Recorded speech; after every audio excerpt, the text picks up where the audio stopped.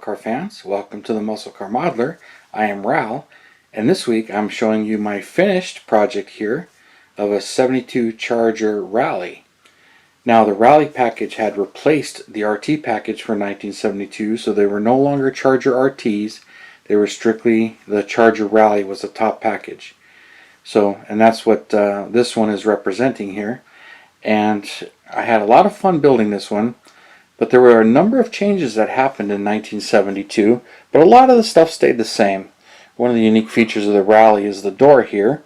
Now the Charger RT for 71 had some indentions in the door, and there are just two slots. And the regular Chargers didn't have any indentions in the door, so they kind of were going along with what they did in 70 and 71. 70 they added the fiberglass cap that went on there and had the RT badge. And 71 had the indentions, but the regular Charger and the Sewer Bees had flat doors, which the 72 Charger SE and just plain old Charger and Charger 500 had flat doors, but the Rallye had these indentions in it with these graphics in it.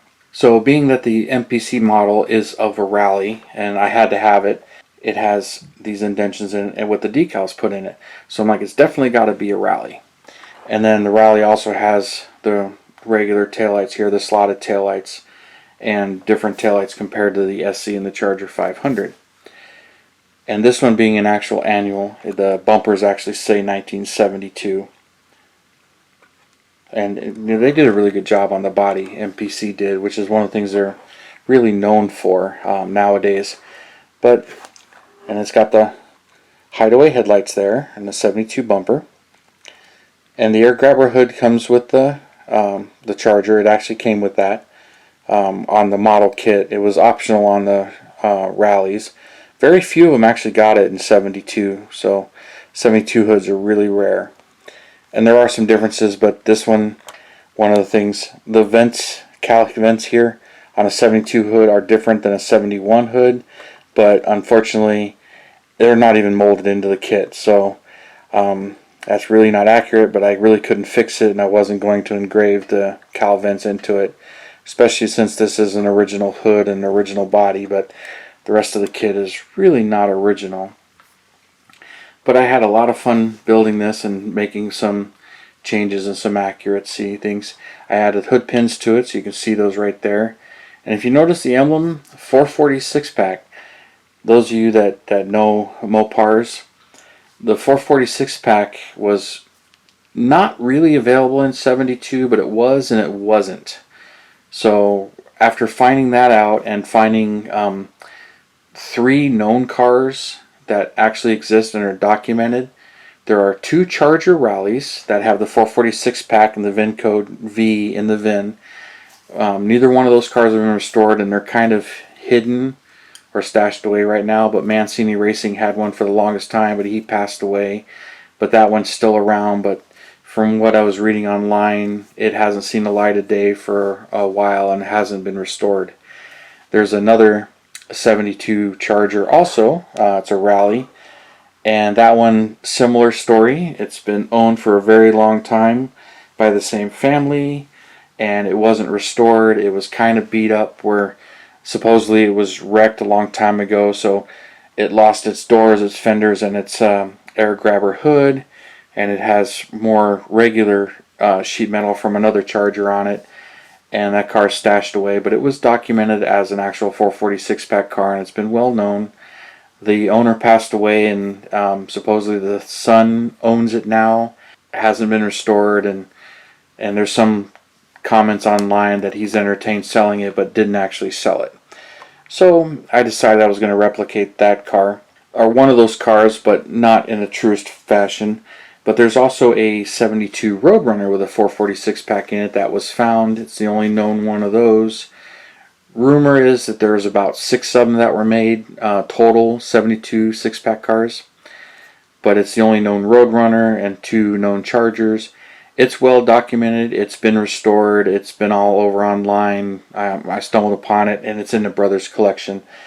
And that one's red. So I used that one to go with the motor, because in 72 the motors were blue now. They were no longer Chrysler engine orange, which is what the air cleaner is kind of painted. So the air cleaner lid is orange, but the rest of the motor is blue, which is kind of what they did in 72 and 73 and later. So I replicated that and just kind of copied with that. But if you followed the build, I put the 6-pack setup from Fireball Modelworks in resin, mated that to the engine. And then I had to space the heads out and make it a little bit wider because this intake didn't quite fit, which made it a little bit taller. But these carbs look awesome, and I really didn't do anything other than detail and put them on, got them to fit. But I had a lot of work to do to this air cleaner. Did a lot of hollowing out, trimming, shaving. See, I kind of notched it for the distributor and got it in there, and she fits in there really good. Got the AC hose, or not the AC hose, the radiator hose, and the heater hoses are there. I removed all the AC parts, and if you notice this engine compartment, this is the engine compartment and the engine from the AMT 71 Charger kit. So I kit bashed that entire engine compartment and engine into this MPC. So the body's all MPC, but this engine compartment is fit here, and this is not as easy to fit in here as you would think it is. I mean, it looks like it's made to fit, but locating it, so when I did this, I had taped the hood down on the fenders to make sure the spacing, taped the grill in, got the entire engine compartment glued together as one piece, and was mocking it up, tacked it in a couple spots with super glue to hold the engine compartment in place, and I'd used the AMT's windshield. This is actually the 71 Charger's windshield to help locate it, to get it squared up into the windshield and the hood squared and everything squared with the bumper fitting, and then got that glued in place. When that's glued in place, then you can get the chassis to fit. So there's the AMT chassis, which is very snug, very tight, but pretty much drops right in. So I put that in here. This chin spoiler is from the AMT kit. It's not modified, it's just glued on. Fits this body surprisingly well. So you can see there from the front. But fits this body surprisingly well. So I got all of those components to fit, and that was part of the issue, was getting this thing to fit. And then I did a video on doing the vinyl top, so I added the vinyl top and sprayed that. The MPC kit does not have a vinyl top. Got some Keith Mark decals on it. And also, I blacked out the tail panel. It's not 100% accurate. I had some issues with the paint. It wasn't quite working out. So it's more blacked out than it should be. There should be a real fine little red line that goes in there. And then I also added these tail lights, or tail pipes. The tail lights are MPC. The whole bumper is MPC. But I notched for the exhaust pipes. These are also AMT tailpipes, but they don't come in the stock Charger RT kit. They come in the Charger Super Beat kit, which has the funky dual overhead cam Hemi, and the suspension is a little bit different in the front, but it comes with the trumpet exhaust. So I used the trumpet exhaust, notched those, added them, got this thing fitted together, and she's working really nice. You can see I detail painted all of the stuff underneath here. So it's all got all the brake lines, fuel lines, all that stuff's molded in. So I just picked it out with the steel and aluminum paint, painted the body plugs black. All the front suspension is steel and black, and the over restored gloss undercoat on the whole underside, so it's overly done. Did an 8 3/4 rear end, which the kit comes with, and an automatic tranny. So those are both kind of accurate. And from what I understand, the 3 known 446 pack cars are all automatics. Or one of them, I'm trying to remember. Apologize for that, but this one I replicated as an automatic. And then you got this air cleaner to fit. That was a big issue. And then getting this hood, now I had a couple of things going on. I gloss coated the whole hood. Now, to dull this part down, because that's a decal, I actually color sanded the clear to dull it down. Now, I had a spot back here where I kind of went through and I touched it up and blended and tried to do it, and it wasn't quite working out. So, you can kind of see the semi-gloss touch-up back there.